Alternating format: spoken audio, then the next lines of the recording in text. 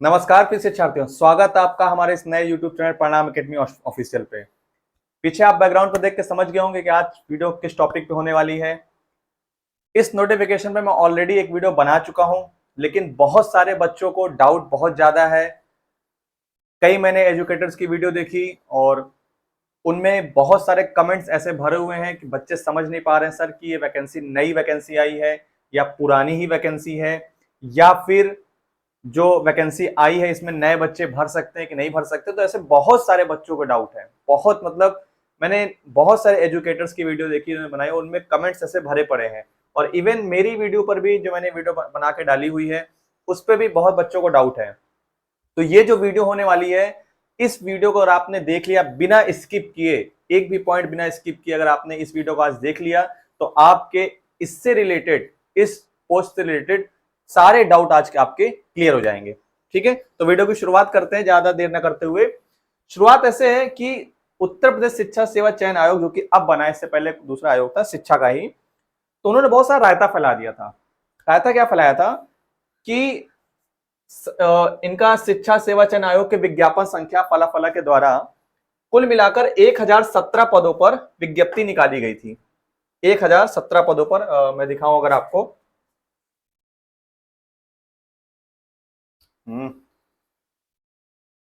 ऊपर है, ऊपर ऊपर 1017 पदों पर सहायक आचार्य के रूप में विज्ञप्ति निकाले गए थे, असिस्टेंट प्रोफेसर की। ठीक है, जिसमें से 107 पद जो थे, 107 पद वो बीएड के प्राचार्य के लिए थे, यानी कि जो बीएड बच्चे कर रहे हैं उनको पढ़ाने के लिए असिस्टेंट प्रोफेसर के यहां पर 107 पदों पर विज्ञप्ति थी।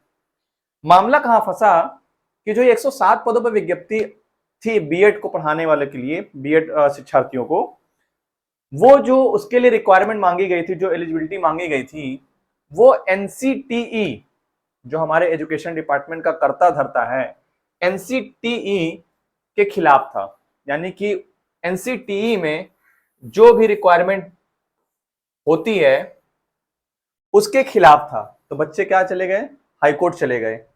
हाईकोर्ट गए, वहां से बच्चों के पक्ष में रिजल्ट आया, आयोग नहीं माना, आयोग सुप्रीम कोर्ट गया और सुप्रीम कोर्ट में भी बच्चों के पक्ष में रिजल्ट आया और उस समय वहां से वैकेंसी जो है वो रोक दी गई। जो 107 पद थे उसको रोक दिया गया। अब वापस से 2025 में, यानी कि अब वही पुरानी वैकेंसी जो 107 पदों पर थी उसको निकाला गया है। 23 मई 2025 से उसकी रजिस्ट्रेशन स्टार्ट हो रही है। यहां तक तो आप समझ गए होंगे, इतना बात सब जानते हैं। ठीक है, मैं आपको क्या बता रहा हूं, अब कौन से बच्चे फॉर्म भर सकते हैं, कौन से बच्चे फॉर्म नहीं भर सकते हैं और कौन एलिजिबल है कौन नहीं है। तो आपके माइंड में केवल एक डेट याद होनी चाहिए, वो मैं आपको एक डेट याद करा दे रहा हूं, इसको एकदम दिमाग में भर लीजिए। अलग से मैं आपको बता रहा हूं, डेट आपको क्या याद रखनी है, 31 अगस्त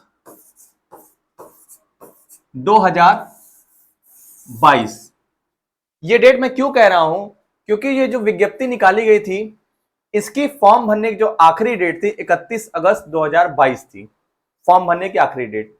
इसका मतलब 31 अगस्त 2022 तक जो जो विद्यार्थी उस समय एलिजिबल थे उन लोगों ने फॉर्म भरा होगा, भरा होगा। और अब जब वैकेंसी निकाली गई है तो भी यही डेट मानी जाएगी। यही डेट क्यों मानी जाएगी, इसका मतलब मैं क्या कहना चाह रहा हूं कि 31 अगस्त 2022 से पहले या 31 अगस्त तक जिन जिन अभ्यर्थियों के पास, बहुत ध्यान से सुनिएगा ये लाइन क्योंकि इसी में बहुत बच्चों को डाउट है, जिन जिन अभ्यर्थियों के पास जो भी रिक्वायरमेंट, जो भी एलिजिबिलिटी आज के टाइम पे, आज के फॉर्म में मांगी गई है, वो रिक्वायरमेंट, वो एलिजिबिलिटी 31 अगस्त 2022 के पहले की होनी चाहिए। यानी कि जो यहां पर आपसे मांगा गया है, मैं अगर आपको दिखाऊं, थोड़ा सा मैं नीचे आऊं, सीधा मैं, क्योंकि ये सब मैं पूरा बता चुका हूं तो मैं पूरा डिटेल नहीं जाऊंगा, जो डाउट है वो मैं क्लियर करूंगा बस। यहां पर जो आपसे रिक्वायरमेंट एलिजिबिलिटी मांगी गई है, मैं कहां चला गया, कहां है भाई, 6.1 6 हाँ ये देखिए। अब यहां पर 2025 में एनसीटीई के हिसाब से दोबारा से 107 पदों पे जो उस समय थी उसी पे विज्ञप्ति निकाली गई है। तो ये रिक्वायरमेंट अब मांगी गई है आपसे। अब लेकिन जो यहां पर ये रिक्वायरमेंट एलिजिबिलिटी यहां पर लिखी हुई है कि आपके पास एमए होना चाहिए, इन सब्जेक्ट्स में एमएड होना चाहिए, या फिर नेट का एग्जाम क्वालिफाई होना चाहिए, पीएचडी होना चाहिए, ये सारी चीजें 31 अगस्त 2022 के पहले की होनी चाहिए या फिर 31 अगस्त 2022 तक की होनी चाहिए। समझ गए? नहीं समझे? आपको मैं और क्लियर कर दे रहा हूं। यानी कि अब इसमें क्या क्या मांगा गया है? आपसे मांगा गया है एमए। एमए किसमें किसमें? या तो आपके पास सॉरी एमए कॉमर्स में हो, ठीक है, एमएससी हो सोशल साइंस में, ठीक है, एमएससी मैथ्स, ठीक है, एमएससी मैथ्स हो गया, और एमए लैंग्वेज, ठीक है, और एक क्या था, 4 हो गया, विज्ञान, सामाजिक विज्ञान, वाणिज्य भाषा और साइंस, एमएससी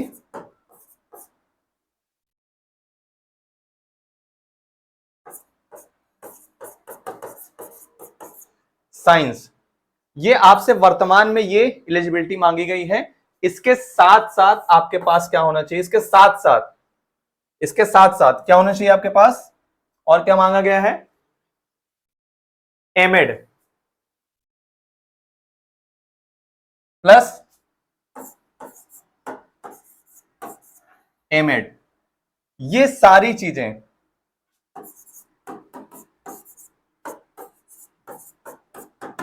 55% मार्क्स के साथ।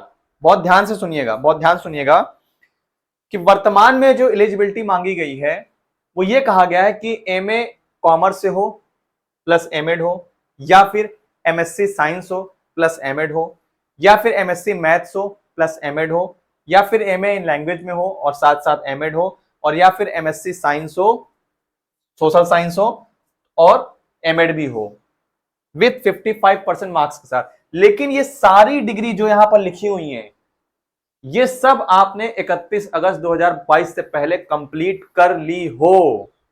31 अगस्त 2022 से पहले कंप्लीट कर ली हो, यानी कि 31 अगस्त 2022 के एक दिन बाद भी, यानी कि 1 सितंबर को भी अगर आपकी इनमें से कोई एक डिग्री कंप्लीट हो रही है तो वो बच्चे एलिजिबल नहीं हैं। क्लियर हो गया? एक तो ये मांगा गया था, एक पहली एलिजिबिलिटी ये है, ये इसको मैं 1 लिख दे रहा हूं, ठीक है। दूसरी एलिजिबिलिटी आपसे क्या कही गई है? दूसरी एलिजिबिलिटी आपसे क्या मांगी? और में क्या दिया है कि 55% अंकों के साथ शिक्षा शास्त्र विषय में प्रस्नातक, यानी कि दूसरा क्या बोला गया है? MA in education plus BEd या बीएलएड। दिख रहा है कि नहीं दिख रहा है? MA in education plus BEd या बीएलएड। इसके साथ साथ आपके पास क्या होना चाहिए? इसके साथ साथ क्या होना चाहिए आपके पास? शिक्षा शास्त्र में पीएचडी या फिर यूजीसी द्वारा एजुकेशन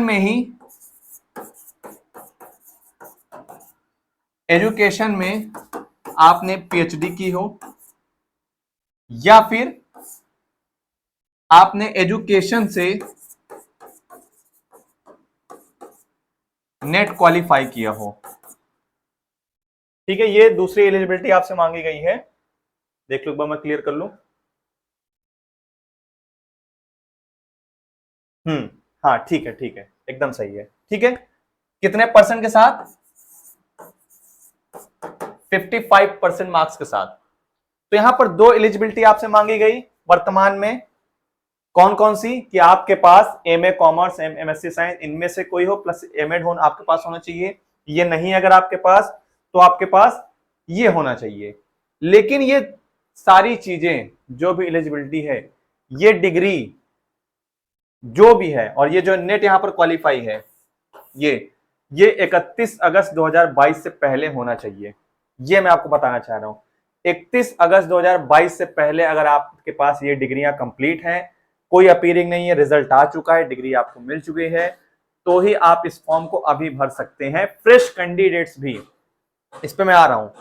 अब अगला टॉपिक, अगला बच्चों का टॉपिक, सॉरी डाउट क्या था, एक डाउट तो मैंने क्लियर कर दिया कि भाई कौन कौन से लोग भर सकते हैं।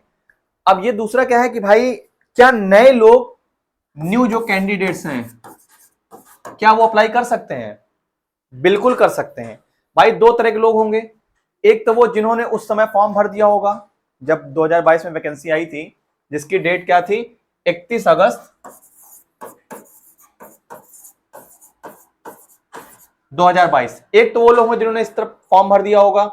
ऐसे लोगों को जब अब फॉर्म भरा जा रहा है तो उनको फीस नहीं देनी है। फॉर्म भरना है, दोबारा से रजिस्ट्रेशन करवाना है अपने नए डॉक्यूमेंट के साथ, लेकिन उनको फीस सबमिट नहीं करनी है। क्या मैं कह रहा हूं कि जिन लोगों ने यहां तक फॉर्म भर दिया था, 31 अगस्त 2022 में फॉर्म भर दिया था, उस तक 31 अगस्त तक, ऐसे लोगों को दोबारा से फॉर्म भरना है, लेकिन फीस सबमिट नहीं करनी है। ठीक है, उनका कोई क्राइटेरिया होगा, रजिस्ट्रेशन नंबर कुछ भी होगा, तो अपने आप वो डिटेक्ट कर लेगा कि आपने फॉर्म भरा है। तो ऐसे लोगों को फीस नहीं भरनी है।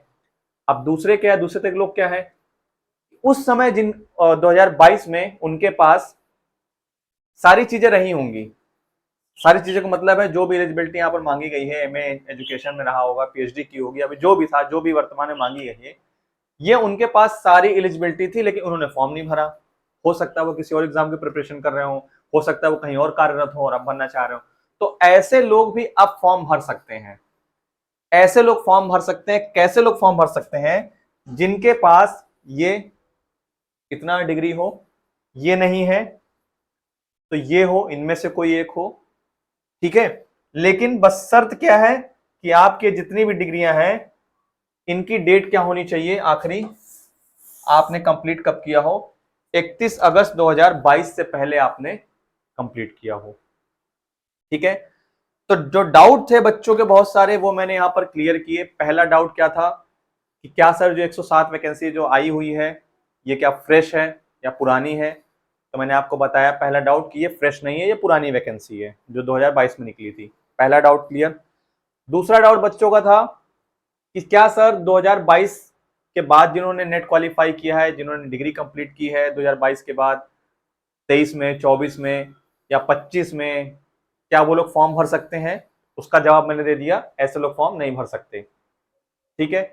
तीसरा बच्चों का डाउट है, बहुत सारे बच्चों का, क्या सर अभी अपीयरिंग में मैं हूं, मेरा रिजल्ट आने वाला है, या मैंने इस बार नेट का एग्जाम दिया है, अभी रिजल्ट आया नहीं लेकिन मैंने मिलाया तो मेरा निकल रहा है, तो ऐसे लोग भी फॉर्म नहीं भर सकते। अब फॉर्म कौन भर सकता है, मैं आपको फिर से बता दे रहा हूं एक बार क्लियर कट। फॉर्म वही लोग भर सकते हैं जिन्होंने पहले फॉर्म भरा था उस टाइम, वो अपने नए डॉक्यूमेंट्स के साथ अब फॉर्म भरेंगे, लेकिन उनकी उनसे फीस नहीं ली जाएगी। दूसरे वो लोग हैं जो फ्रेश कैंडिडेट्स हैं, वो फॉर्म भर सकते हैं, लेकिन उनकी सारी डिग्री, उनकी जो एलिजिबिलिटी यहां पर मांगी गई है, ये सारी चीजें 31 अगस्त 2022 से पहले कंप्लीट हो गई हो, तो वो ये फॉर्म भर सकते हैं। ठीक है, ये सारी चीजें मैंने आपको एकदम क्लियर कर दी। अब मुझे नहीं लगता कि शायद ही आपको कोई डाउट हो। दो तीन चीजें छोटी मोटी और हैं, जैसे बहुत बच्चों ने कहा सर मेरा एमए प्लस एमएड है, एमए प्लस एमएड है, या फिर एमकॉम है, तो यहां पर एलिजिबिलिटी देखिए आपसे मांगी गई है। क्या बोला गया है, मैंने आपको बताया, जैसे वाणिज्य में भी है ऑप्शन, तो वाणिज्य मतलब कॉमर्स। कॉमर्स में अगर आपने एमए किया है, सॉरी यहां पर मैंने एमए लिख दिया, माय मिस्टेक, ये एमए नहीं होना चाहिए यहाँ पर, ये यहाँ पर एमकॉम होना चाहिए, आप ध्यान नहीं दिया मैंने, हो जाता है, ह्यूमन नेचर है। एमकॉम,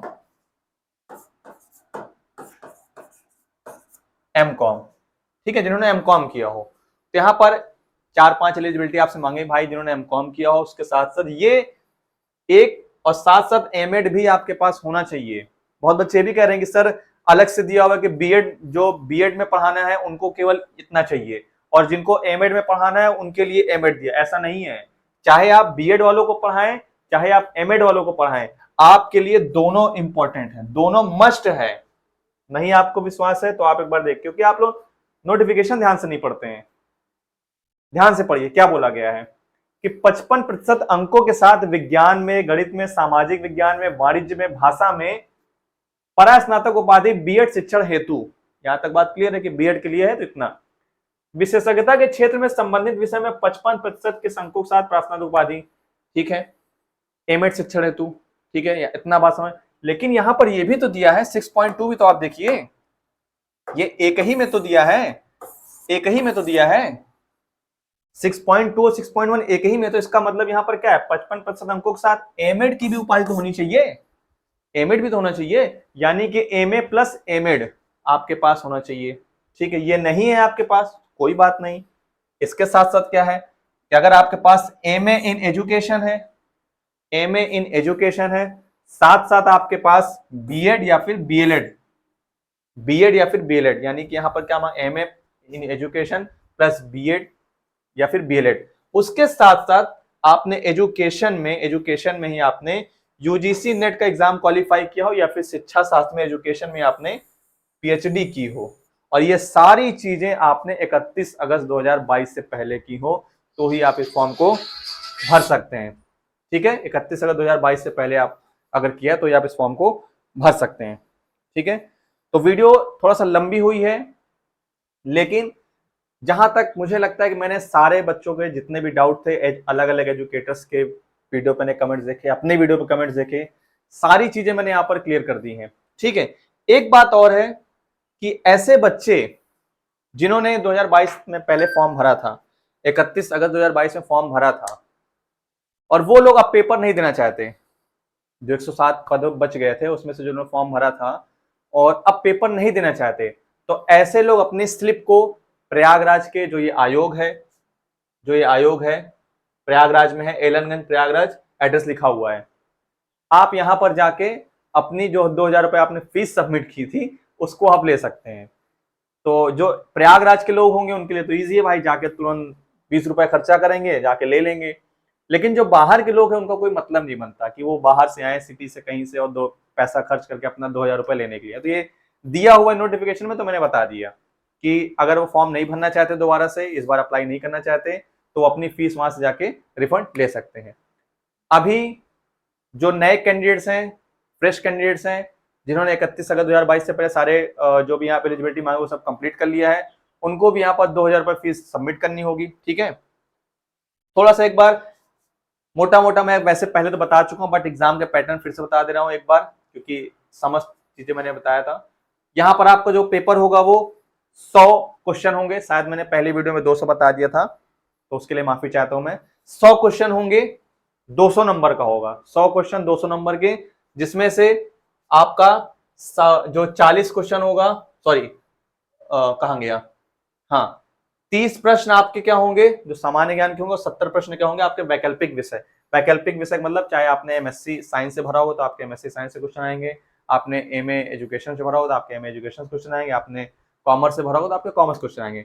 यानी कि 70 क्वेश्चन आपके सब्जेक्ट रिलेटेड क्वेश्चन और 30 क्वेश्चन आपके सामान्य ज्ञान के, ठीक है। 100 क्वेश्चन ये हो गए टोटल 200 नंबर के, और 30 नंबर का आपका इंटरव्यू होगा, टोटल मिलाकर 230 नंबर होगा, और 230 नंबर से आपकी फाइनल मेरिट बनेगी, और आपकी उसके बाद आपका रिजल्ट होगा, और रिजल्ट आएगा, मतलब 200 नंबर आपका ये रिटर्न पेपर और 30 नंबर आपका इंटरव्यू, दोनों का नंबर मिला के तब फाइनल कट ऑफ निकलेगी, तब जाके आप सिलेक्शन होंगे। और आप भारत के किसी भी कोने में हो, आपको पेपर देने के लिए प्रयागराज, उत्तर प्रदेश के प्रयागराज राज्य जिले में ही आना पड़ेगा। यहाँ पर एक ही सेंटर दिया और कोई सेंटर नहीं दिया है। आप भारत के किसी भी कोने में हो, आप फॉर्म को भर सकते हैं, लेकिन आपको प्रयागराज में ही आके पेपर देना पड़ेगा, उत्तर प्रदेश के प्रयागराज जिले में ही आपको आके पेपर देना पड़ेगा, ठीक है। तो उम्मीद करता हूं आपके सारे डाउट अब क्लियर हो गए होंगे। अब इस पोस्ट से रिलेटेड कोई भी डाउट आपको नहीं होना चाहिए। अगर आपने पूरी वीडियो देखी, अगर एक भी मिनट आपने अगर मिस नहीं किया, स्किप नहीं किया है, तो आपको सारे डाउट्स आज क्लियर हो गए होंगे। उम्मीद करता हूं आपको वीडियो अच्छी लगी होगी। वीडियो अगर अच्छी लगी हो तो लाइक करिए, कमेंट करिए, और फिर भी अगर किसी बच्चे को कुछ समझ में नहीं आ रहा है तो वो बेझिझक होके कमेंट बॉक्स में अपने जो विचार है वो रख सकता है। हमारी टीम उसको जल्द से जल्द रिप्लाई करने की कोशिश करेगी। चलते चलते मैं एक बार आपको बता दूं कि अगर आप हमारे चैनल पर नए हैं, पहली बार आए हुए हैं, तो हमारे चैनल को सब्सक्राइब करिए, बेल आइकन को दबा दिए नोटिफिकेशन, ताकि आपको टाइम टाइम मिलता रहे। मिलते हैं फिर किसी नए वीडियो के साथ, तब तक हंसते रहिए, मुस्कुराते रहिए। जय हिंद, जय भारत।